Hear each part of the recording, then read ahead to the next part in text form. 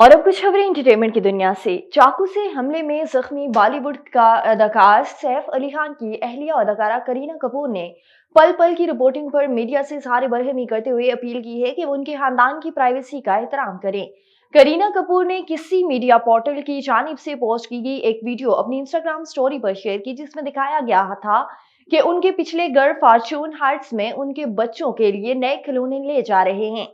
और अक्षय कुमार, जो अपने वक्त की पाबंदी के लिए मशहूर हैं, बिग बॉस 18 के ग्रैंड फाइनल में गैर हाजिर रहे, जिसके से सोशल मीडिया पर काफी चर्चा हुआ।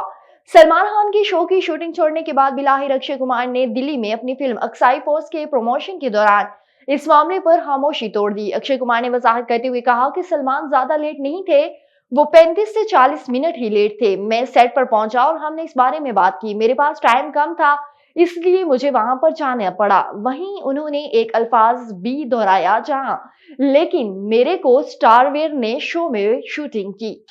और बॉलीवुड की मदनासा और मशहूर अदाकारा राखी सावंत ने हालिया इंटरव्यू में पाकिस्तानी अदाकारों हानिया, आमिर, नरगिस और दीदार को डांस मुकाबले का चैलेंज देकर तहलका मचा दिया। उन्होंने कहा कि वो तीनों को एक साथ आसानी से शिकस्त दे सकती हैं।